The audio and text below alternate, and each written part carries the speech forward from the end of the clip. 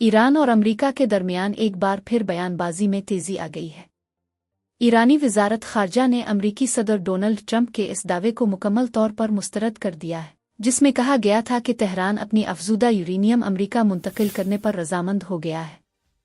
Iran के तर्जुमान इस्माइल बकाई ने दो टोक मौक़िफ़ अपनाते हुए कहा कि अफजूदा यूरेनियम ईरान के लिए निहायत अहम और हसास मामला है और इसे किसी भी हालत में मुल्क से बाहर मुंतकिल नहीं किया जाएगा। उनका कहना था कि यह कौमी खुदमुख्तारी और सलामती का मसला है। दूसरी जानिब अमरीकी सदर डोनाल्ड ट्रंप ने एक बयान में कहा है कि ईरान के हवाले से बहुत अच्छी खबर सामने आई है, ताहम उन्होंने इस खबर की मज़ीद तफसीलात बताने से गुरेज किया, जिससे शुकूक और शुबहात में इजाफा हो गया है। सियासी और बैन अल-अक़वामी तज्ज़ियाकारों का कहना है कि दोनों ममालिक के बयानात में वाज़ेह तज़ाद पाया जा रहा है, जो इस बात की निशानदेही करता है कि स्पर्धा कुछ अहम पेशरफ्त हो सकती है या फिर सिफारती सतह पर दबाव बढ़ाया जा रहा है। याद रहे कि ईरान का जौहरी प्रोग्राम पहले ही आलमी सतह पर एक हसास मामला बना हुआ है और इस हवाले से किसी भी नई पेशरफ्त के खित्ते और दुनिया पर गहरे असरात मुरत्तब हो सकते हैं।